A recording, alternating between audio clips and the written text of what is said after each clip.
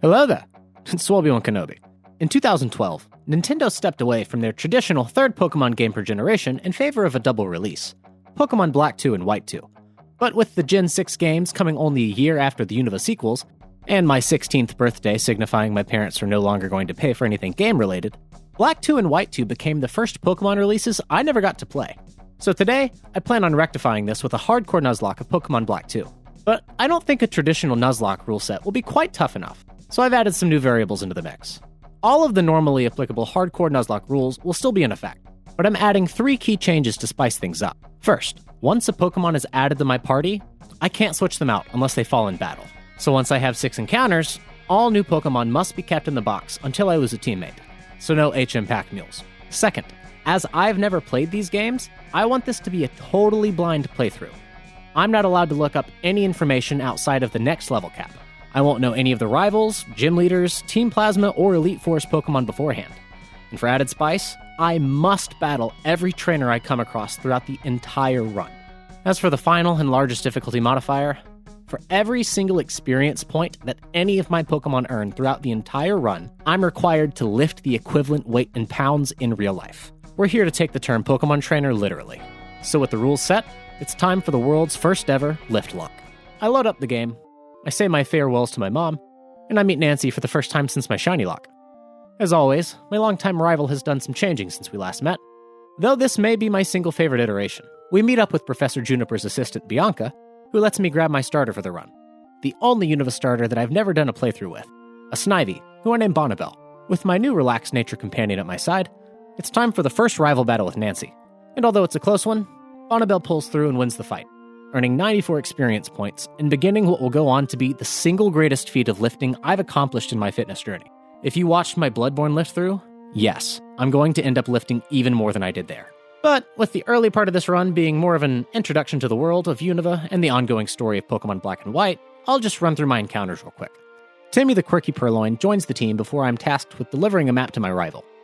Nancy and I have come so far since Kanto. Billy the Quiet Pat Rat becomes my third encounter, and at Flossessie Ranch, I catch Margaret the Mild Lillipup. I know it'll become more difficult later on as I've been saddled with these early route normal types, but for now, I'm shedding tears of joy over the fact that I don't have to earn multiple badges before any new encounters. Monolock runs can get kind of repetitive.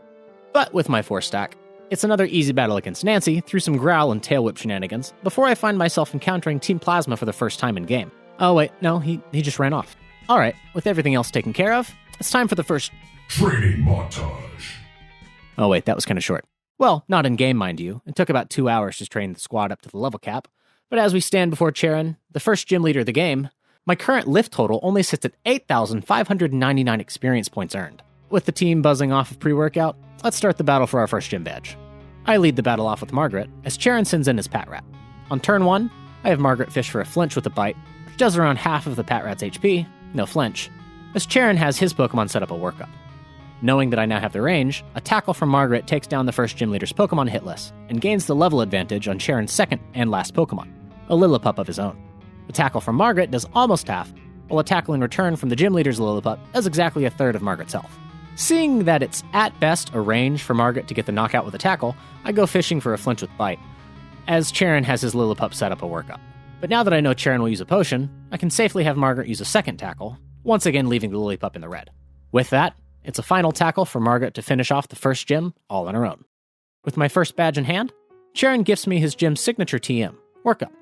Not bad, but as I head outside, Bianca decides to one-up her gym leader friend by gifting me the return TM. And on a team full of normal types, this Stab 102 base power move is about to wreak havoc on the denizens of Unova. Nancy shows up to challenge Charon themselves, and I head off to find the second gym leader in Verbank City. As I arrive in my destination, I find a dramatic scene taking place in front of the local Pokemon Center. Something about a ship captain who wants to be a movie star, but his punk rock gym leader daughter thinks it's a bad idea, the kind of thing you might see in the plot of a Hallmark movie. I choose to ignore it in favor of heading south where I can find my newest team member. This one being a Magnemite that I managed to catch and name Bimo. With the bold nature and the phenomenal sturdy ability, I don't even bother getting my newest team member to the level cap after I find out that the gym specializes in the poison-type Pokemon, so it's just straight in Magnetic Hands a-Blazing, or a Shocking in this case. After taking care of her bandmates, and with the experience total sitting at 15,026 pounds, I challenge Roxy to battle. I start off with Bimo, as Roxy leads off with her coughing. On turn 1, a Thunder Shock from BMO does over half to the gym leader's coughing, and even causes a paralysis, as coughing just responds with a weak tackle. A second Thunder Shock KOs the lead Pokemon, leaving Roxy with her ace Whirlipede. On its first turn out, Whirlipede hits a ridiculously soft pursuit, as BMO lands a Thunder Wave. And from here, it's a blur of turns passing by with Protects, Super Potions, and Paralysis turns alike, wasting time until BMO is able to finish off the second gym leader with our squad's second sweep. After getting my second gym badge and Roxy's signature TM, I'm approached by a stranger from the audience. Apparently a talent scout of some kind. No! After dealing with that, I head back to Verbank, where hopefully I'll be able to finally take the ship to mainland. Oh, come on! Alright. I chase down the Plasma Grunts, but after all the distractions are taken care of, I finally make my way to the crown jewel of Unova, Castelia City. As I head out to explore, I'm gifted a bicycle by a clown, living up to his profession if he thinks that I'm going to do any more cardio than is necessary. Well, what's that? A fighting type, huh? You've just caught me at the worst possible occasion. With some useful items like the experience share and the Eviolite acquired, I head back to the third gym to continue the run. Or I would, if the gym leader Berg was here. But apparently he's absent, so it's off to search for him.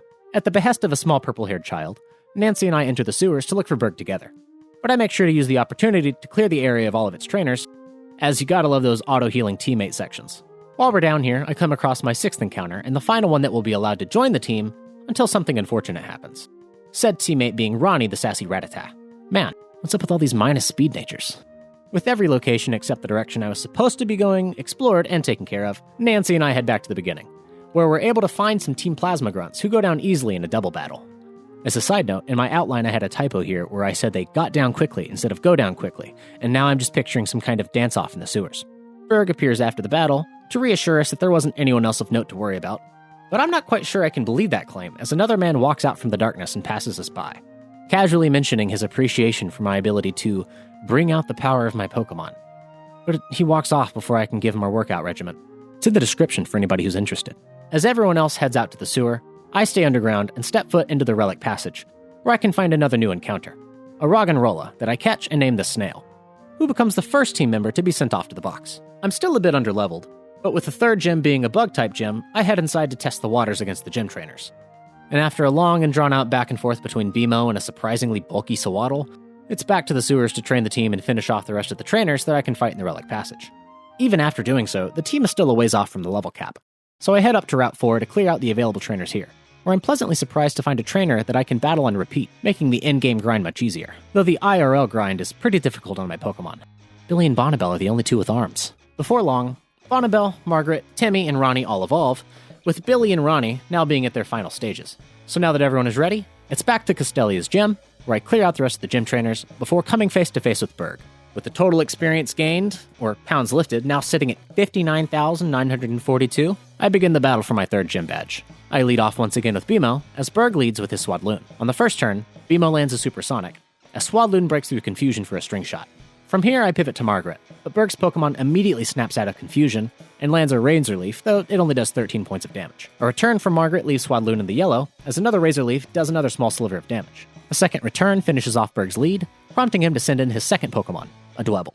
I swap out from Margaret back into Bimo, as Berg sets up a Rock Polish for his slow rock-laden bug Pokemon. Unfortunately for Berg, his best attacking move into my little defensive beast is a Smackdown that does minimal damage, before a Thunder Shock in return leaves the gym leader's Pokemon in the yellow once more. Berg burns his Hyper Potion as I land another Thunder Shock, and after another weak Smackdown, Berg's second Pokemon goes down as well. Outlast for the bug-type gym leader is his ace, Leavanny. On its first turn out, it manages to land a critical hit Razor Leaf on Bimo, who lives at just over half of their health. But with the hit survived, Bimo lands an incredibly important Thunder Wave. Knowing I'll survive even another critical hit, I keep Bimo in to land a Supersonic, which doesn't pay off this turn as the Leaf Bug lands a String Shot, lowering my speed. But with Bimo's job done, it's a swap into Margaret for an Intimidate, before Leavanny hits itself in Confusion. Nice. It's not a guaranteed KO with Margaret, and I know that she won't be able to survive a critical hit Razor Leaf, so I protect my Intimidate Mon by swapping into Billy, who comes in safely on a String Shot.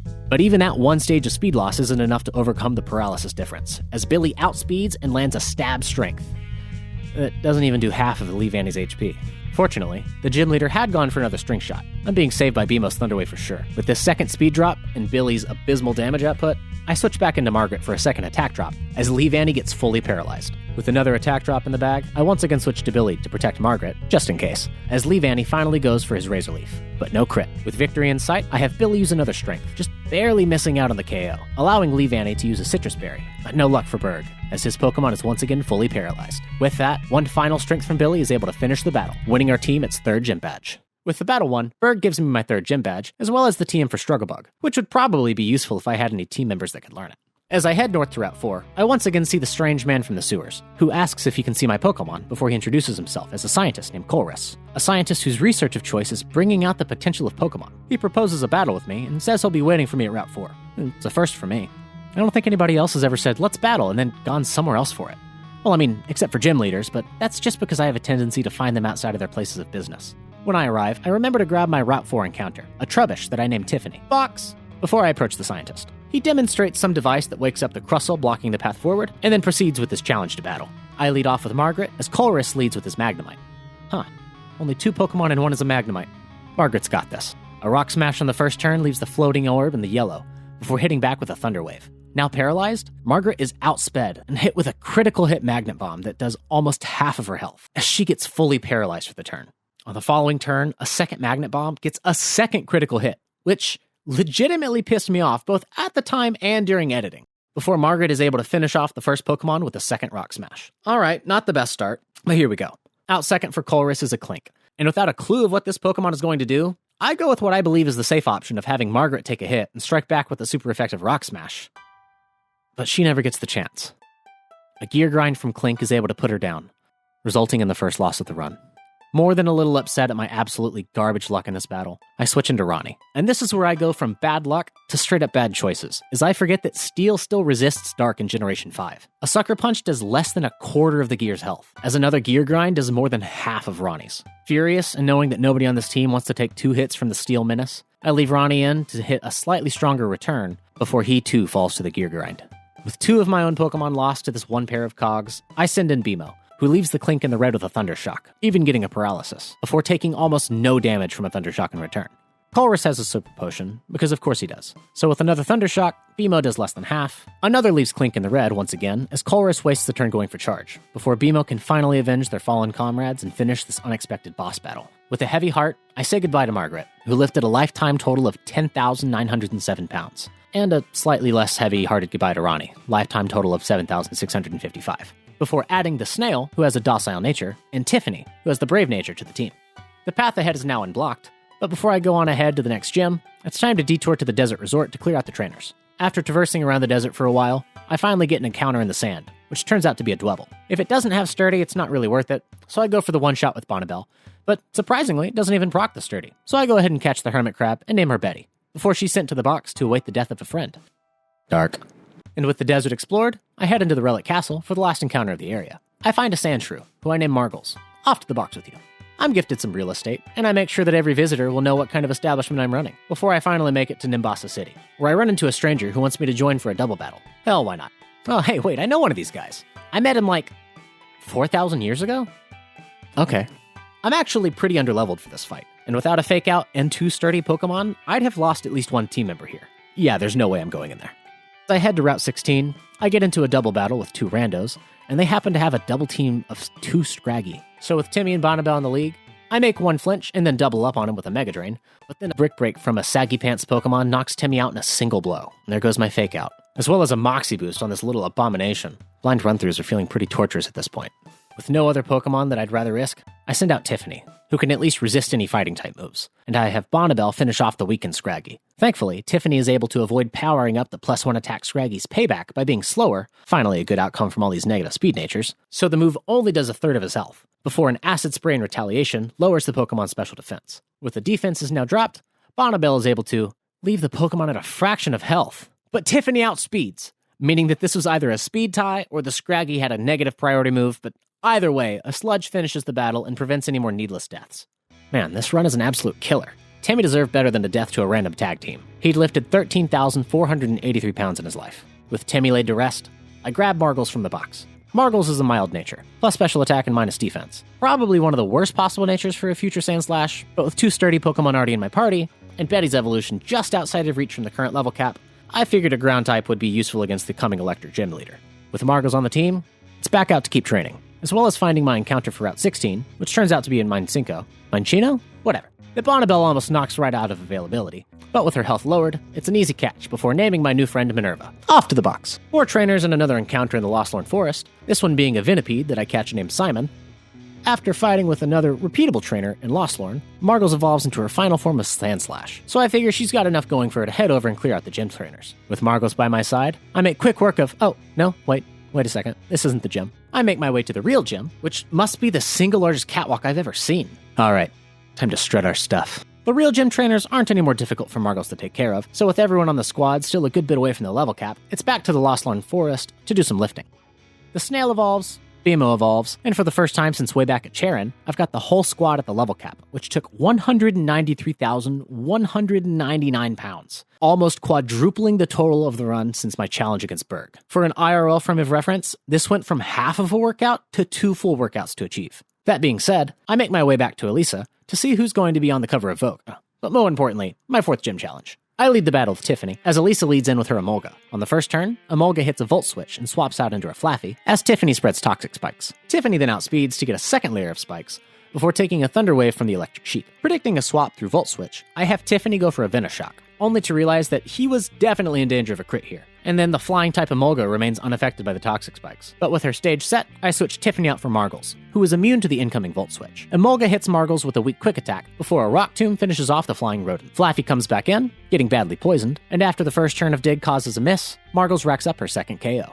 Outlast for Elisa is her ace Zebstrika, who gets off a Flame Charge for pretty weak damage, and no burn. So with another Dig set up, it's a miss for Zebstrika and a sweep for Margles. With my 4th badge won, I also get access to Elisa's signature TM, Volt Switch, which will be an incredibly useful utility and damaging move. We stunt on the crowd on our way out of the gym.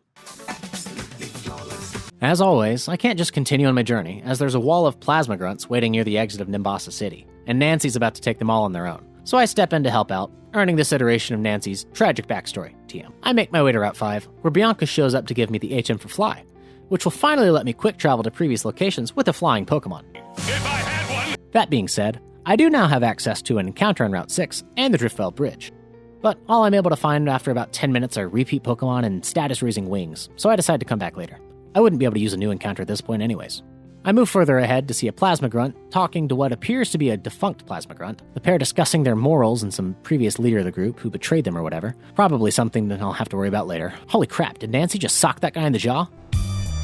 As I explore this new city, I find one of the Shard move tutors, noted for later, as well as progressing the plot a bit more so that I don't have to worry about it later. I'll be back for you later, little guy. What's that? Yes, truly, this is one of the facts of all time. But as I start to make my way south to keep looking around, I finally find myself blocked off from an area by my lack of a 5th badge. So I figure now is the time to go and clear out Clay's gym. I finished clearing out all of the gym trainers, but I'm expecting to face a deadly challenge in the form of an Excadrill. So I go ahead and run into Route 6 real quick to see if my new encounter might be worth letting a, accident happen.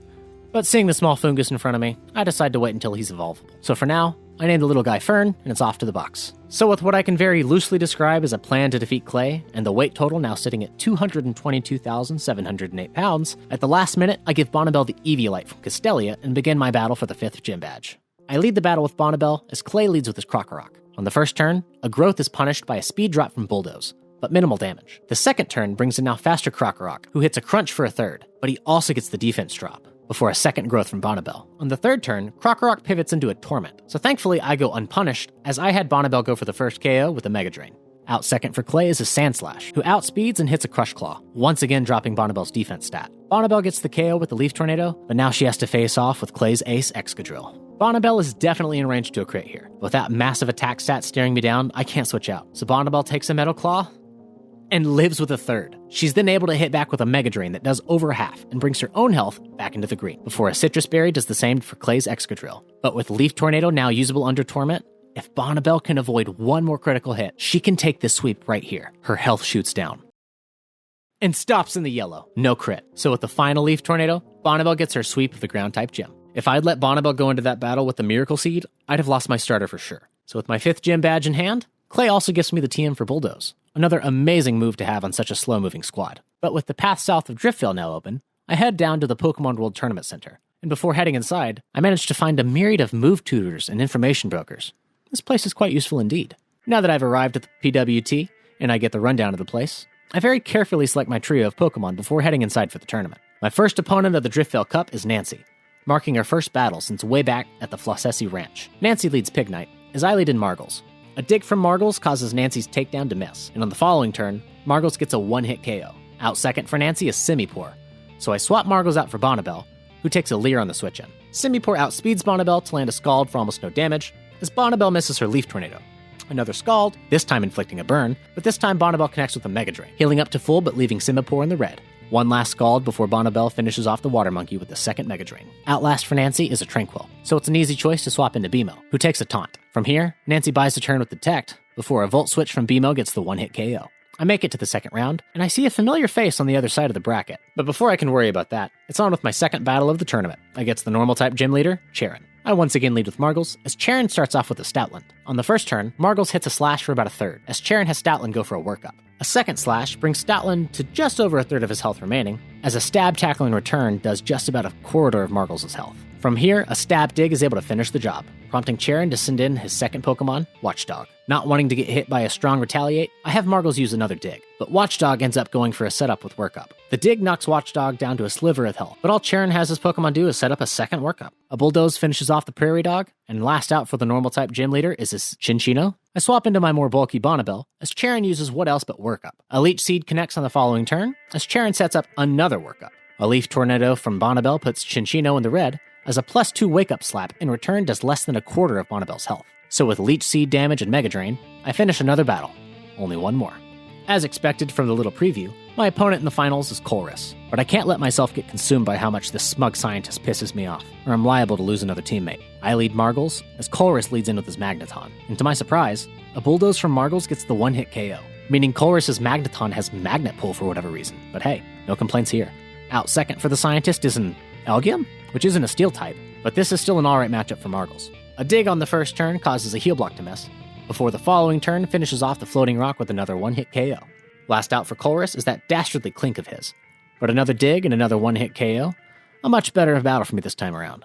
With the tournament taken care of, I'm able to continue on with the plot, which picks up right outside of the stadium as a Plasma Grunt runs by. We chase the Grunt to the same ship that we saw docked in Castelia City, where we're surrounded by even more Plasma Grunts. But that doesn't actually matter, as they're all extremely weak. Regardless of how easy they are to battle, the Shadow Triad just throws us off the ship, which immediately disappears. Whatever. On with the Liftlocke. Before I head any further, I head back to the Driftveil Bridge and to Route 6 to grab my encounter. A Ducklet that I named the Morrow, and a Gothita that I named Barceline. Double bot. As I start heading through Route 6, I get more exposition dumped from Charon. Something low temperature readings, yada yada ship sightings. Oh cool, the HM for Surf. Oh wait, I can't use this. Random Cobalion vibe check. I'll deal with that later. As I make my way to the next location, Chargestone Cave, I get the best encounter I could have asked for, a Pharaoh Seed. But Beemo gets a little overzealous and knocks the little guy out. First misencounter of the run. It's all good though, as shortly afterwards, Beemo is able to evolve into their final stage as a Magnezone.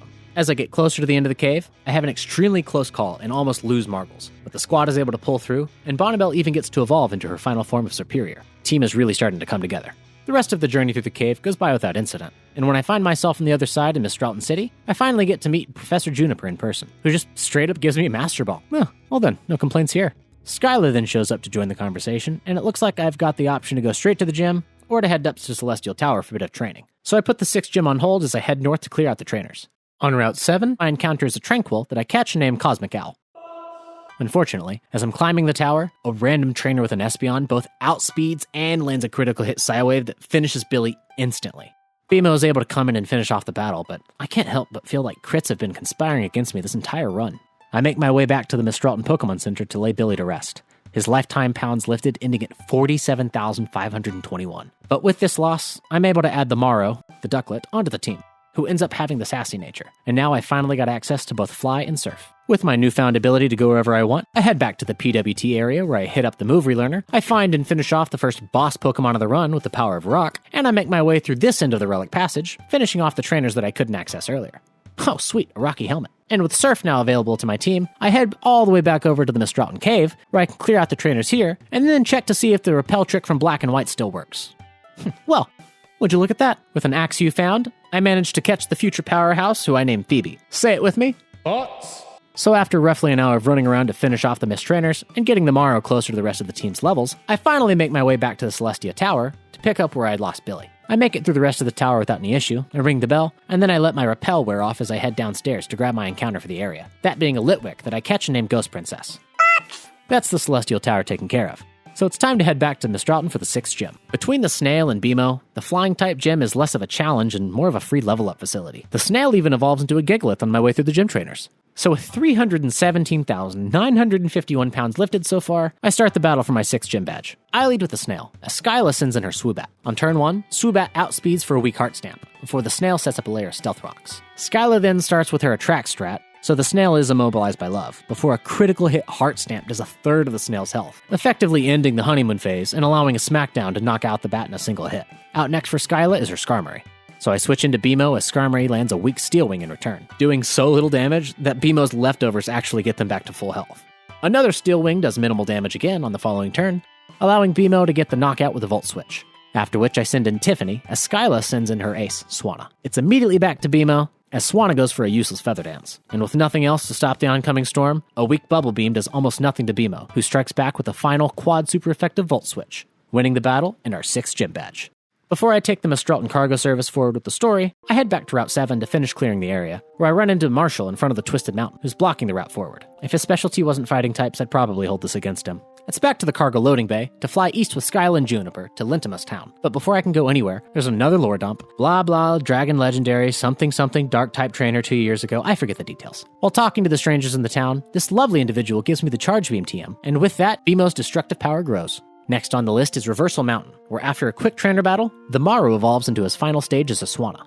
While exploring the area with a Max Repel, I get surprised in the grass by a Vibrava of all Pokemon. The Flagon line is one of my all-time favorites, so I'm extremely... Damn it, the Snail. That's 2 missed encounters now. I keep walking in the narrow pathway, and just up ahead is another location, a strange house, where after some puzzle solving, some ghost sightings, a Dusk Stone, and oh hey, a Lunar Wing, I let my Repel wear off so I can find my encounter for the area, a Golbat, who almost gets away due to my mistake of not stocking up on Pokeballs, but I end up catching him and naming him the Vamp King. After the match, I meet up with Bianca inside of Reversal Mountain, which grants me one of those blessed double battle team-ups that always heals your Pokemon, and Tiffany evolves into a Garbodor on our mini adventure through the mountain. With Reversal Mountain traversed, it's on to Undella Town, where my encounter is a Staryu that I catch and name Prismo, my encounter in Undella Bay is a Mantike that I name Susan, and in Seaside Cave my encounter is a Woobat that I catch and name Ricardio. Before I head north for the plot, I head south for training, and another encounter on Route 14, where, unfortunately, I get more than I bargained for. The Morrow is unable to knock out a trainer's Girder with a Fly, and the Pokemon hits back with a bulk-up boosted Rock Slide. There goes Fly and Surf. So it's back to Undella Town to lay the Morrow to rest. Lifetime total of 43,849 pounds. And I decide to add Prismo to the team,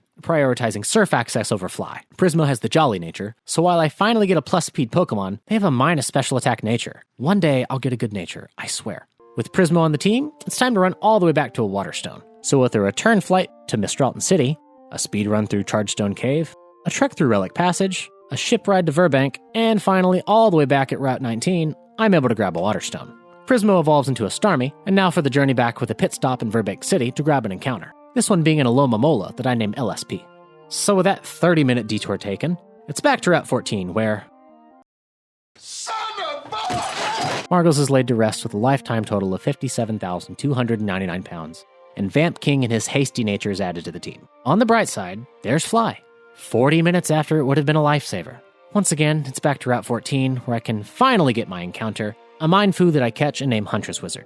I finally finish Route 14's trainers without further incident, and I go back to Undella Town to head north. But of course, there's a rival battle with Nancy. I'm totally unprepared for this, so I'm leading off with Vamp King, as Nancy sends out an Unpheasant. On turn 1, it's a free swap to Tiffany, as Nancy goes for a Detect. Unpheasant uses the next turn to set up a Razor Wind, as Tiffany sets up 2 layers of spikes, taking minimal damage from said Razor Wind. Another Razor Wind set up for Unpheasant, while Tiffany uses Toxic. This Razor Wind knocks Tiffany just above half, while a now double-powered Venoshock leaves Nancy's lead Pokemon at a third of his health. I waste the next turn expecting Poison to finish the job, but Nancy uses a Hyper Potion. So once again, a Razor Wind is set up, but this time the combination of Venoshock and Toxic buildup is finally enough to put the bird down.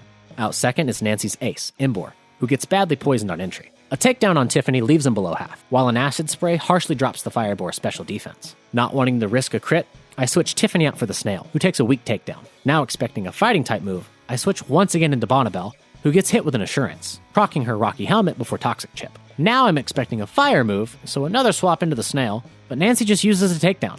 What the hell is this Imbor's moveset? The inner machinations of my mind are an enigma.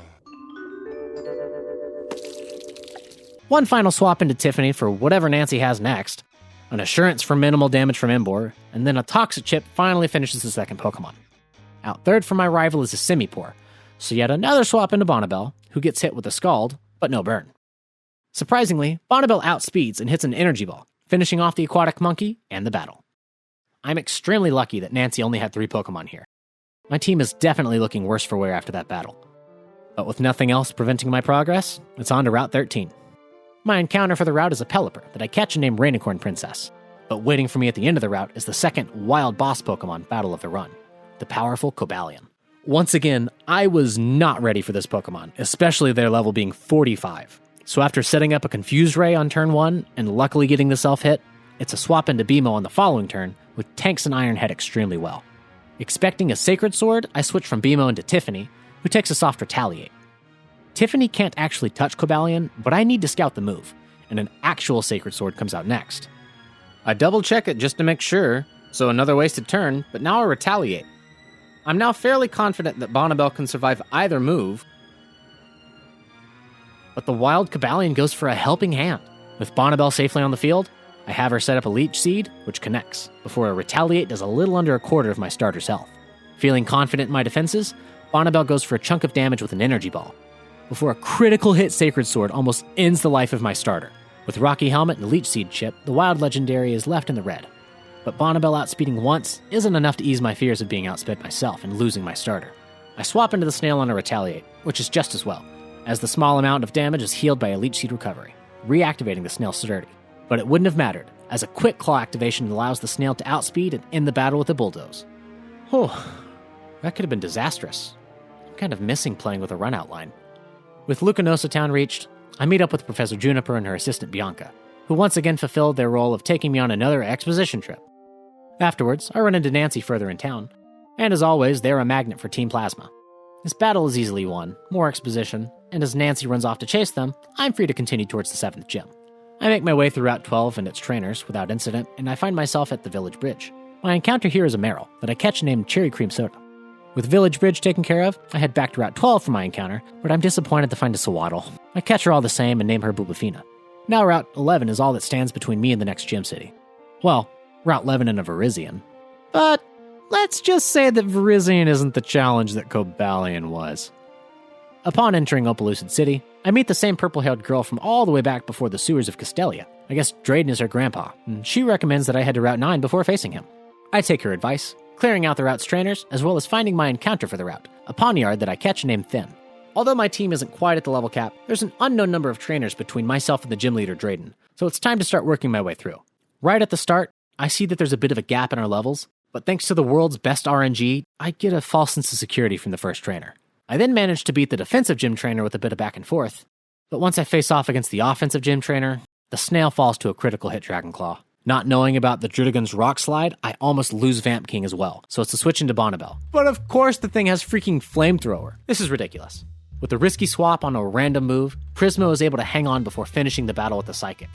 I might have won, but losing a Pokemon with Sturdy is never a good time. The Snail is left with his fallen teammates, his lifetime lift total sitting at 59,473 pounds. But now that Drayden is within my sights, and with that level cap sitting oh so perfectly at 48, it's time to add Phoebe to the team. Phoebe has the gentle nature, could be better, could be worse, but instead of doing the smart thing and training Phoebe up to a fighting level, I just give her the experience share and head right back into the gym.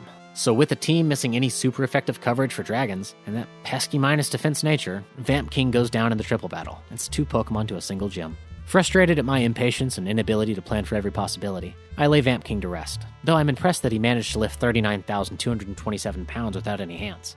My team is now rounded out with Cosmic Owl and his naughty nature. So, equipped with the power of hindsight, I actually trained my newer Pokemon this time around, evolving Cosmic Owl into an Unpheasant and Phoebe into a Fracture, before heading back into the gym to finish off the final gym trainer before Drayden, thankfully without incident. So now, I head out one final time to get everyone on the team to level 47, except for Phoebe, who I raise all the way to the level cap of 48, evolving her into her final deadly stage, a Haxorus. I approach the Dragon-type gym leader, And since facing Skyla so long ago with just 317,000 pounds, I now stand before Drayden with the number more than doubled, 861,212 pounds. And I'm not going to let our effort or my teammates' sacrifices be in vain. I lead the battle with Tiffany, as Drayden leads with Dredagon. On turn 1, Tiffany sets up a layer of toxic spikes, as Dredagon hits a crunch for about a quarter before Black Sludge recovery, and no defense drop. On the second turn, a second layer of spikes, and a second crunch, and still no stat drop. A toxic on turn 3, a third crunch, and still no stat drop or crit. This is going about as well as I could hope. Here, I switch Tiffany out for BMO, who tanks a crunch extremely well, and now that I'm hopefully baiting a different move, I switch out from BMO into Bonnibel, but unfortunately, it's another crunch. No stat drop, so at this point, it's all about trying to get set for the rest of the battle. BMO could take a crunch well here, but wouldn't deal enough damage on the rest of Drayden's team, so I risk a crit to set up a coil. And as I'd hope, no crit. Rocky Helmet Chip doesn't do quite enough to combine for the KO with toxic damage, but that's perfect, as Drayden will now use a Hyper Potion, which allows Bonnibel to get a bit of recovery through Giga Drain. On the following turn, I risk another crit for another coil, and once again it pays off. This time Rocky Helmet and Toxic are enough for the KO. Out second for Drayden is his Flygon, but this is perfect, as now Giga Drain does neutral damage, before a Dragon Tail does minimal damage in return without a crit, though it does force BMO in on a swap. With a quad weakness in sight, I expect a ground-type move, and so I switch into Cosmic Owl, who does dodge the incoming Earth Power. Seeing another opportunity to set up, I have Cosmic Owl use a Feather Dance, which allows my flying type to survive the Rock Slide. That could have been a nightmare with a crit. I go for another Feather Dance, once again risking the crit, but no punish so far as Cosmic Owl survives with more than half. A Roost on the following turn not only heals up my Pokemon to full, but removes the Rock-type weakness, so there's not even a risk to a crit here, before one final Feather Dance brings Flygon to its absolute minimal attack stat, before the softest Dragon Tail I've ever seen brings in Prismo. And that's exactly what causes me to overthink the turn, as I swap out from Prismo into Tiffany, who I thought might have baited another Dragon Tail, but with his attack so low, Drayden went for the Earth Power, and down goes yet another Pokemon to the Dragon-type gym. With Tiffany's sacrifice, I'm able to bring Phoebe in for free, and now it's Haxorus versus Haxorus as Drayden sends out his ace. I don't know if Drayden will see a KO or if he's going to set up a Dragon Dance, so I just go for the Dragon Claw. And Phoebe not only outspeeds, but gets the one-shot, finishing the battle and allowing Tiffany the rest easy, knowing that he made his victory possible. I drop Tiffany and his lifetime total of 101,212 pounds off so that he can rest in peace, and I add Huntress Wizard to the team. Though she does have the pretty bad rash nature, that being plus special attack and minus special defense, but hey, I'm always happy to have a fighting type. I don't go all out and evolve Huntress Wizard, but I do train her up to level 47 with the rest of her team so that she can hold her own. I'm not sure how much battling I'm going to have to do between now and the 8th gym. With the newest team member ready, I head back to Drayden for, hopefully, one last bout of exposition. Though I'm willing to bet that there's going to be at least one villainous monologue on the horizon, so I'm not actually super hopeful. Immediately after Drayden's story about the third legendary Pokemon, we head outside to investigate a sound, only to find Team Plasma flying above the city, who launches a massive ice attack, freezing everything in sight. Drayden asks for my help in driving Team Plasma out of the city, and I hop to it. We fight off Team Plasma, but as always, the plot convenience Triad appears and makes the entire thing pointless. I catch up with the Triad member who's lagging behind, and Huntress Wizard makes quick work of their whole team, even leveling up and evolving into a Mind Shell in the process. But, of course, the plot has to happen, so Team Plasma gets away, and I'm left to deal with more exposition. As a side note, thank the Lord that I still have Cosmic Owl, because I'm pretty tired of running around everywhere. After a quick trip through the Marine Tube, I arrive in Humalau City, where Nancy's waiting for me. So this random guy makes it seem like finding the gym leader to ask for a battle is going to be a major inconvenience, but I literally walk 10 feet away and the dude comes flying out of the water like Aquaman. He even apologizes for making me look for him, but what? I was just about to explore the town. So after I finish exploring the town, now it's time to head back over to the gym. I quickly make my way through the trainers, and once I find myself at the gym leader Marlin, I don't really feel the need to continue leveling my Pokemon with BMO and Bonnibel on the team. So with 976,429 pounds lifted, almost every single pound since Drayden being attributed towards getting Huntress Wizard up to par, I start the battle for my final gym badge. Marlin leads in with his Caracosta, as I send out Bonnibel. On the first turn, Bonnie lands her Leech Seed, as Marlin sets up a Shell Smash. Unfortunately for the gym leader, the Shell Smash still isn't quite enough for the Tortoise to outspeed Bonnibel, so a Giga Drain in the following turn finishes off the first Pokemon. Out second for Marlin is his Wailord, so it's another Connect with Leech Seed, as he sets up an Amnesia. On the following turn, I set up a Coil, while Wailord goes with the first turn of Bounce. I could switch into BMO here, but with one Coil already set up, I have Bonnie go for another, resulting in a bounce that only does a quarter of Bonnie's health before Rocket Helmet Chip and Leech Seed recovery leave the Wailord at half health. After seeing that damage and knowing that I'm going to get at least one more turn of recovery, I get a bit greedy, and I go for a third and fourth coil as Wailord goes for another bounce. This one doing even less damage, and the double chip leaves Wailord in the red. Knowing that Marlin will heal this turn, and that I'll outspeed either way, I set up a fifth coil for my starter. And with Bonnibel now bursting with energy, I unleash a Leaf Blade that probably cuts the Wailord straight in half. Outlast for Marlin is his ace, Jellison. But at this point, Bonnibel's sweep is assured, and with one final Leaf Blade, ending the battle and winning the final badge. I fill out the final slot in my badge case as Marlin gives me his Scald TM, before bro literally just jumps out of the building and swims away. Okay.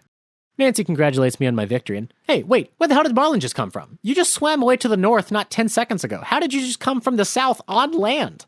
In addition to Marlin's witchcraft, the gym leader of the Unova League has apparently just never heard of Team Plasma, which seems kind of strange considering that 2 years ago they were apparently a terrorist organization that was taken down by the gym leaders of the Pokemon League in Unova, but again, whatever.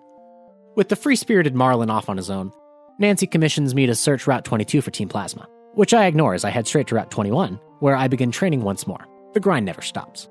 My encounter on Route 21 is a Frillish that I catch and name Shoko. So after clearing out Route 21 and the Seaside Cave, I figure it's time to go through Route 22. I find the final Sword Legendary, not including the literal Sword Legendary of Gen 8, on Route 21, where I'm approached once again by Colress. He does some vaguely villainous monologuing, something about Terrakion wanting a worthy trainer to face Team Plasma with. Then he just gives me this energizing doohickey and walks off.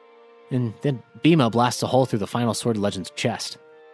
Immediately after, I find my true Route 21 encounter, a Golduck that I catch and name TV.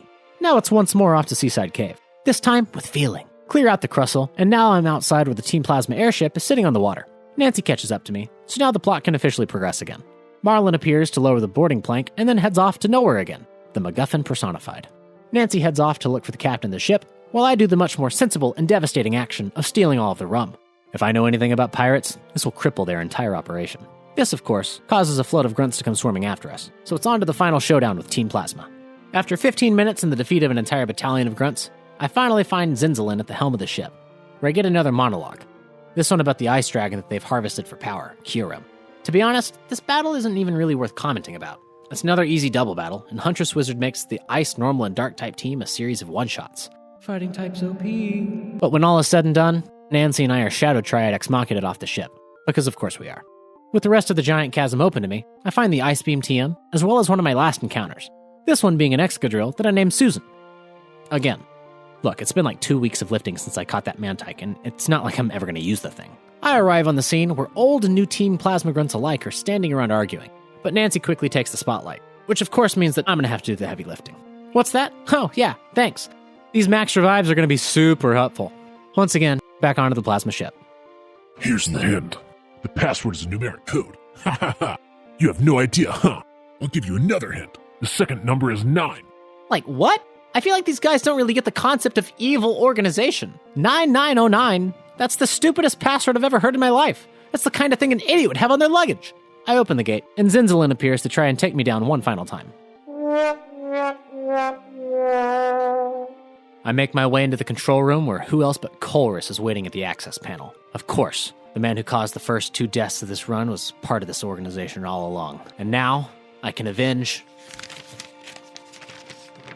Margaret and Brownie. I start the battle against Colress, leading with Huntress Wizard as he leads once more with his Magneton.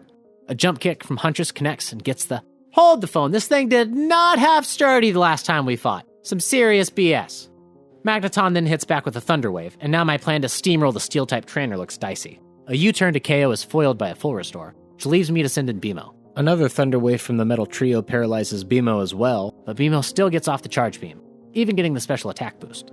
Magneton goes for a Volt Switch on the following turn that, of course, gets a critical hit, switching into his own Magnezone, as Bimo remains fully paralyzed.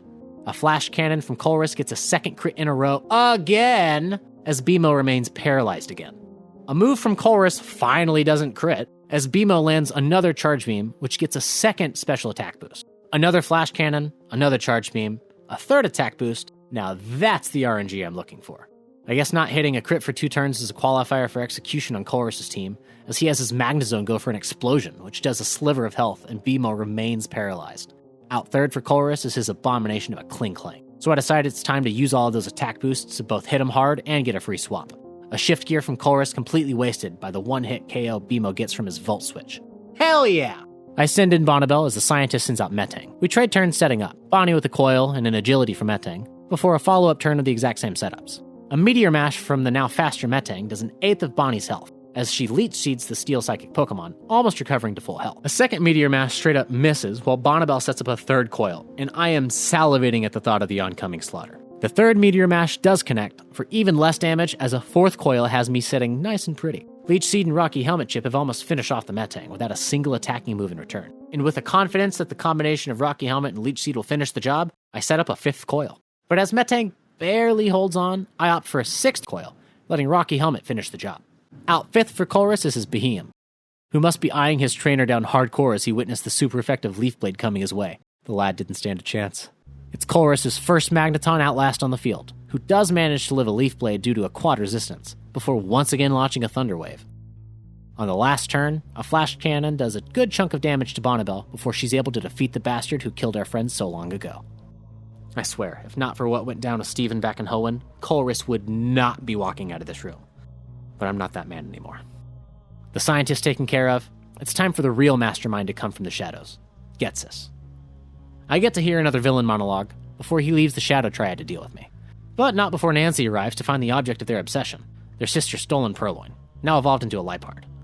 But it's another 3-peat one-hit sweep with the Huntress Wizard, and I'm starting to see why these guys are just running away all the time. In retaliation, the other two members of the Shadow Triad arrive, but it's the exact same result 2 more times. What can I say? Huntress Wizard is the GOAT. With nothing else in my way, I make my way to Kyurem and to Ghetsis. To his credit, the Mad Lad does try to just straight up murder me on the spot with his legendary Ice Dragon. But suddenly, some green-haired guy named N shows up to foil his plan. Herr Doctor, but that is the plan. Ghetsis uses the DNA splicers to forcibly fuse Kyurem and Zekrom, stealing N's legendary Pokemon and making it a tool for his own gain. So now, with the power of 2 legendary Pokemon before me, there's only one way that I can make it through this. With his plan actually ruined, Ghetsis begins our true battle. I lead off with Huntress Wizard as Ghetsis leads with his Kofagrigus. On the first turn, I hard swap into Beamo, who is immune to the incoming Toxic. Huh, neat. On the second turn, a Charge Beam lands and procs the special attack boost, while a Shadow Ball from Kofagrigus does minimal damage and no special defense drop. But not wanting to risk that happening, I forego a second Charge Beam and go for the KO with the Volt Switch, getting the KO and allowing me to send in Cosmic Owl, while Ghetsis sends in his second Pokemon, Electros. So, seeing that my taxi's in danger, I hard swap back into Beamo, who takes the Thunderbolt on the switch before Leftovers recovery. Beamo then manages to tank a Flamethrower on the following turn well, before getting the utility swap with Volt Switch, allowing me to send in Huntress Wizard. On the following turn, Huntress Wizard gets another bit of chip with U-turn, allowing Phoebe to come in, taking a resisted Thunderbolt for a third. From here, it's easy work for Phoebe to finish off the Electric Eel with a Dragon Claw, forcing Ghetsis to send out his ace, Hydreigon. Face down with the pseudo-legendary, I know that it's uncertain if I can get the one-shot or even outspeed, but I have Phoebe go for the Dragon Claw. And she just barely misses out on the KO. If I'd done a better job of making sure she was a higher level, that would have been a guaranteed one-shot. But in return, Ghetsis hits a massive Dragon Rush, which finishes off Phoebe. But he had a Life Orb, and the Hydreigon goes down too. Phoebe is down, but it's not for nothing, as I can send in Prismo with their excellent move coverage for just about anything, as Ghetsis sends out a Seismitoad. Prismo gets a Surf for a third of Seismitoad's health, as an Earthquake in return does over 2/3 of the Cosmic Starfish's HP. Having just lost Phoebe, I don't want to lose my Ice Beam coverage, so I switch into Bonnibel on the following turn, who takes an Earthquake quite well. A Giga Drain on the following turn finishes off the Frog and grants Bonnibel her full health, leaving Ghetsis to send out his 5th Pokemon, Drapion. I check my team to see if anybody wants to take 2 hits in a row from this beast, and ultimately I decide that the best choice is to set up a Leech Seed first. Bonnibel pulls through and connects with the Leech Seed, and in return, Drapion hits back with an X-Scissor, which crits, and finishes Bonnibel off in a single blow. With my starter down before me, it feels like I've been punched in the gut, but I can't falter now. The rest of the team needs me. I send out Huntress Wizard, who has a chance to KO with a high jump kick, but if she misses, this will be the 3rd lost Pokemon in this battle. So instead, I have her go for a safe U-turn, doing chip damage and swapping into Cosmic Owl, as Drapion goes for an Earthquake. With the safe swap achieved, I have Cosmic Owl go for a Fly, guaranteeing another turn of Leech Seed chip and the KO. But Ghetsis uses a full restore. Thankfully, the Fly still connects and knocks Drapion below half before Leech Seed hits again, solidifying the damage range. Bonnibel is helping carry this team even in her own defeat. So with another Fly and another turn of Leech Seed damage, Cosmic Owl is able to finish off the Deadly Scorpion. And all that's left is Ghetsis' Toxicroak. I don't know what he's got up his sleeve, but I play it safe and hit him with a Feather Dance as he hits back with a now weakened Poison Jab. But he gets the Poison proc. Wanting some damage on the frog if I'm going to have to switch again, I have Cosmic Owl go for one last fly. And he nails it with a critical hit, ending the battle and finishing off Team Plasma once and for all. Ghetsis starts raving and rambling about losing to another nobody, but I'm not listening. There's a ringing in my ears as I take stock of my devastated team. 2 more Pokemon lost, one being my oldest partner. And even though this may be the end for Ghetsis, this isn't the end of the run. I lay Bonnibel and Phoebe to rest, their lifetime totals being 140,901 pounds and 111,540 pounds respectively, before adding Ghost Princess to my team. Instead of adding a 6th member right away, I head back to Driftveil, where waiting for me is a Zorua that I name... Oh, wait, I can't name this Pokemon. One moment. Wait a second, the name raider won't change his name either? So, with some, gentle persuasion, I convinced the name raider to heed my request, and Zorua is now successfully named Jake. Hey, don't make me come back here, old man. There's a lot more training on the horizon as I get Ghost Princess and Jake caught up to the rest of the team, each of them having important moves that they need to remain unevolved to learn. But before long, Jake learns Nasty Plot and evolves into a Zoroark, while I have Ghost Princess remain a Litwick until she can learn Pain Split, before a double evolution, first to a Lampent, and finally, utilizing the Dusk Stone from the Strange House to evolve into a Chandelure. Now, with the team leveled just to 4 under the level cap, 55 across the board, well, aside from BMO, who got some special attention and is now at level 56, it's time to head to Route 23, Victory Road, and the Pokemon League that lies beyond. Along the way, I catch my Route 23 encounter, a Bouffalant that I named Donnie, and at the entrance of Victory Road, N is waiting for me, where he gifts me with the Waterfall HM to access the route through Victory Road. Alright, this might be the coolest Victory Road entrance. My final encounter of the run is a Banette. But, like the Snail and BMO before him, Cosmic Owl gets a little excited and finishes the Pokemon off in a single hit. Them's the break sometimes. As one of the longest and most difficult Victory Roads in Pokemon history, filled with powerful wild Pokemon and trainers all nearly at the Elite Four level cap, it's a dangerous journey through the winding caverns and cliffs. And after an hour and a half of clearing out every trainer, end of it all, for one final time, I find Nancy. But with BMO already at the level cap and nearing disqualification from the run, it's up to the rest of the team to carry us through. I lead off with Prismo, as Nancy sends in his Unpheasant. An Ice Beam from Prismo gets the clean one-shot, and out second from our rival is his Bouffalant. Not wanting to risk my special coverage, I switch out into BMO to scout the move, and it's a Mega Horn that misses. On the following turn, Bouffalant hits hard with an Earthquake that leaves BMO in the yellow, before a Discharge hits back for just over half. From here, I pivot into Cosmic Owl, who can dodge the Earthquake, before a return on the following turn finishes off the second Pokemon. Out third from my rival is a Simipour, so it's a Feather Dance on the first turn. But it's not good, as an unaffected Surf hits Cosmic Owl for 3/4 of his health. Not wanting to lose anyone, I pivot again into Prismo, who takes the Surf for almost the exact same of damage. A critical hit. I have no one else who can take this. So I leave Prismo in to do some chip with Psychic, before a Surf leaves the Mad Lad alive with 5 health points. With that, Prismo can outspeed on the following turn and knock out the Simipour for the last time, leaving only my rival's ace and starter Pokemon, Emboar. I don't have a guaranteed KO here, and with Prismo's health so low, it's a totally random move selection for the knockout. So I switch into Ghost Princess, as Emboar goes for a Rock Slide. But it misses! Expecting another Rock Slide, I switch out from Ghost Princess into Huntress Wizard. But Emboar knows Scald, and he gets the burn! So with Huntress Wizard basically useless now, I have her outspeed to switch with a utility U-turn, but it does maybe 5 HP of damage, as Ghost Princess comes back in on a Flamethrower. That gets another critical hit! With that, at least one death is assured here, so I have Ghost Princess go for a Pain Split to try and hold off the inevitable, as a Scald leaves her in the red. A second Pain Split won't even prevent it from knocking out from Scald, so it's a Hail Mary Shadow Ball, which doesn't do enough, and Ghost Princess goes down. But with her sacrifice, Prismo is able to come in and finish the fight with the Surf, finishing the final rival battle. I finally reached the Pokemon League, so you'd think that my journey was almost over. But now I've got another Pokemon to train. I lay Ghost Princess to rest, lifetime lift total of 165,558 pounds, and I add the last new addition to our team, Fern the Fungus. So after another week of training just for one Pokemon, and with a total of 9 weeks, 18 workouts, and a pre-Elite Four total of 1,950,375 pounds, here's the team I'm going in with. Jake the Zoroark, with the Illusion ability and a moveset of Flamethrower, Snarl, Foul Play, and Nasty Plot. Jake will be holding the Metronome. Prismo the Starmie, with the Illuminate ability and a moveset of Ice Beam, Psychic, Surf, and Thunderbolt. Prismo will be holding the Expert Belt. Huntress Wizard the Mindshow, with the Inner Focus ability and the moveset of U-Turn, High Jump Kick, Drain Punch, and Acrobatics. Huntress Wizard will be holding either the Wide Lens or a Flying Gem. Cosmic Owl the Unpheasant, with a Super Luck ability and a moveset of Fly, Roost, Feather Dance, and Return. Cosmic Owl will be holding the Sharp Beak. Beamo the Magnezone, with a Sturdy ability and a moveset of Charge Beam, Thunderbolt, Volt Switch, and Flash Cannon. Beamo will be holding the Leftovers. And the newest recruit, Fern the Amoonguss, with the ability Effect Spore, and a moveset of Giga Drain, Synthesis, Spore, and Toxic. Fern will be holding the Black Sludge. This is it.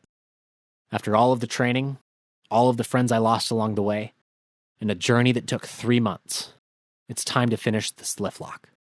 I head into the Elite Four. First up on the list is the Psychic-type specialist, Caitlyn. I lead the battle with Jake disguised as Fern, while Caitlyn leads with the Musharna. On the first turn, Jake sets up a Nasty Plot, as Musharna goes for a Yawn.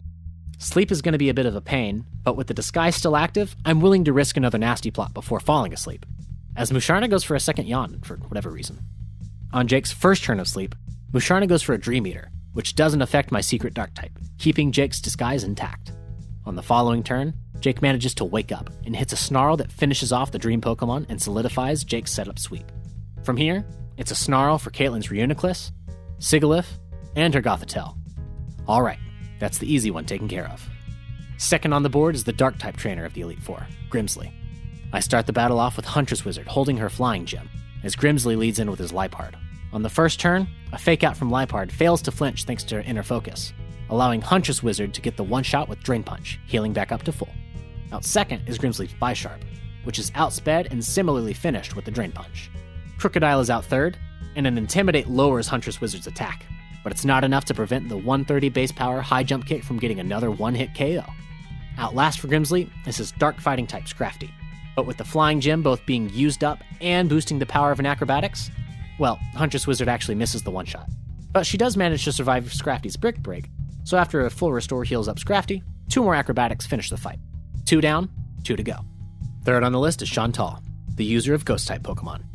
It's once again Jake in the lead, disguised as Fern, as Chantal leads with her Kofagrigus. Jake gets a safe Nasty Plot set up in turn 1, as an ineffective Psychic does nothing and leaves the disguise up. Feeling confident, I set up a second Nasty Plot, as Jake gets burned by an incoming Will-O-Wisp, but this still leaves the disguise unbroken. With +4 to special attack, Jake begins another sweep. A Snarl for Kofagrigus, another for Golurk, a Snarl for Chandelure, and a final Snarl for Driftbloom. With 3 Elite Four members faced and 3 sweeps completed, it's time for the final challenge before the champion. The Fighting-type expert of the Elite Four, Marshall. While the first 3 members of the Elite Four are walled by a single Pokemon apiece, this fight is going to take a bit more caution. I lead with Cosmic Owl as Marshall sends in his throw. A Feather Dance on the first turn harshly lowers the Fighting-type's attack, resulting in a much weaker Rock Tomb. A second Feather Dance and a second Rock Tomb, before a Roost in the third turn, returns Cosmic Owl to full health and removes the super effective status from a third Rock Tomb. And now that Throw outspeeds, a Storm Throw with a guaranteed crit hits Cosmic Owl for almost half of his health, before he's able to launch himself into the air with Fly. On the following turn, Throw misses due to outspeeding, as the Fly connects and finishes off Marshall's first Pokemon.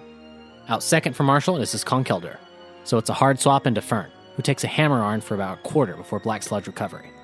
Thanks to the Hammer Arm, Fern outspeeds on the following turn, and gets a Spore off on the massive Fighting type. I play it safe here, and have Fern whittle away at Conkeldurr with Giga Drains, the second one even being a crit. In response, Conkeldurr has a third turn Wake Up, and he decides to set up using Bulk Up. But that's not really an issue, as Fern still outspeeds, putting the lad back to sleep before he can use his boost.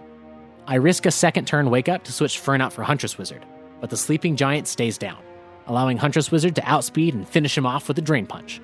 Oh, wait, I miscalculated. But that's okay, because even though Marshall uses a full restore, that allows Huntress Wizard to once again use her Flying Gem boosted Acrobatics, this time not weighed down and Intimidate, to get a true one-shot KO on Marshall's ace. Or not. But there's not another full restore, so a second Acrobatics does the job. Out third for Marshall is a Mind Show of his own. But Mind Show is nowhere near as bulky as Conkeldurr, so even without the Flying Gem, On acrobatics, does actually get the one-hit KO. The final Pokemon of the Elite Four is Marshall's Sock, and knowing it'll have Sturdy, I switch Huntress Wizard out with a U-turn, bringing in Fern, who actually gets the Effect Spore Paralysis. With that, Fern can use 2 final Giga Drains to finish the fight, and more importantly, the Elite Four challenge. With 4 Elite Four members faced and 4 Elite Four members taken down, it all comes down to this. With every single other trainer in the entirety of the Unova region taken care of, it's time to face off against the current champion of the Unova Pokemon League, Iris, the Dragon Champion. I lead the battle with Huntress Wizard, as Iris leads off with Hydreigon. A champion with a pseudo-legendary lead is definitely living up to the title. But with the wide lens held tight, Huntress Wizard is able to connect with a high jump kick, and she gets the one-shot. Out second for the champion is her Druddigon, who manages to survive the high jump kick on a sliver, before connecting with the focus miss that leaves Huntress Wizard with a quarter health. Expecting a full restore, I have Huntress Wizard do some healing of her own with a Drain Punch that successfully does more than half of the Druddigon's HP, allowing a second Drain Punch to both get the KO and restore her health almost to full.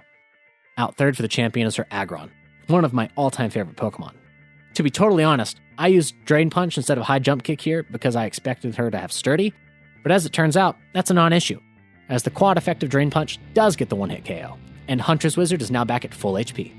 Out fourth is Iris's Archeops, and while I could go for the safe play of just activating its Defeatist ability, I go all out with another High Jump Kick, which lands and gets another one-hit KO. Out fifth is Iris's ace, Haxorus, and I don't think there's any one-shotting this beast. Huntress Wizard lands another High Jump Kick, but the worst possible outcome happens as Haxorus lives and sets up a Dragon Dance. Now outsped, Huntress Wizard goes down to a single Earthquake, and without knowing what move was going to come out, there wasn't anything I could have done. But with the chip damage done, I'm able to bring in my oldest living partner, Beemo. But before I accidentally throw their life away, I remember the Mold Breaker ability. And since I know that Beemo's now going to guarantee a bait for Earthquake, I switch into Cosmic Owl, who dodges the attack. I almost lost my oldest partner there for nothing. But now that Cosmic Owl is safely on the field, I'm able to risk a hit from Haxorus. But Iris just has him go for a second Dragon Dance, her greed being too big to see the obvious finishing blow. So Cosmic Owl, an unpheasant of all things, is able to finish off the Dragon Champion's ace Haxorus.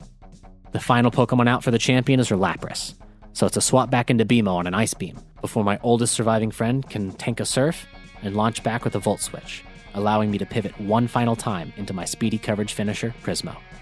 And with the writing on the wall, Prismo outspeeds and hits the final Pokemon of the run with a super effective Expert Belt boosted Thunderbolt, winning both the battle and the world's first ever Liftlocke.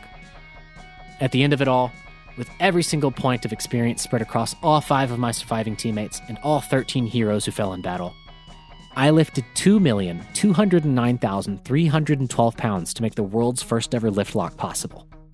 And hey, if you think that this is a cool video concept or just a fun challenge video in general, I would love it if you guys shared it with other people you think would enjoy it. Or maybe even another challenge runner that you want to see sweat a bit.